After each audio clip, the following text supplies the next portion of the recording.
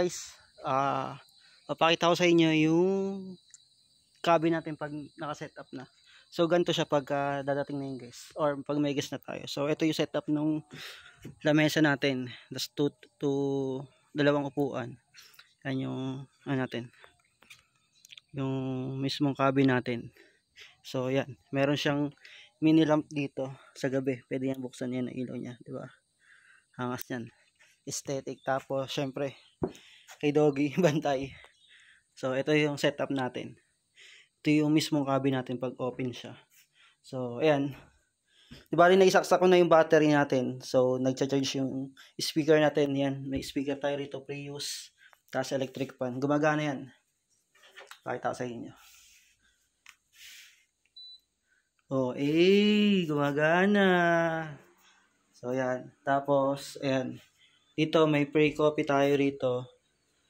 Yan. Tapos ito yung 2 galong tubig. Ito CR. Tapos may power na pala tayo. Yan, ilaw. Yan guys. Naka-flash yan. Tapos may shower yan. Meron tayo isang guest dito na natuwa dahil yun yan, naka-flash.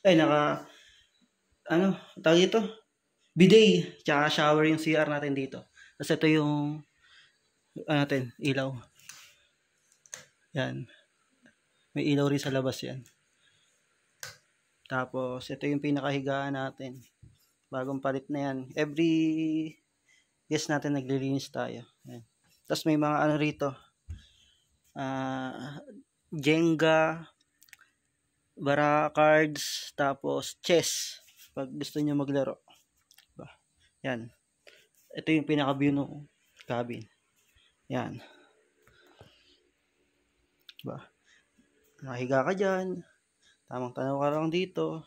Hindi ko ma-sample sa inyo paano view nung higa. Pero, yan. Experience na lang. Tapos yan, yung view. Diba? Paangas.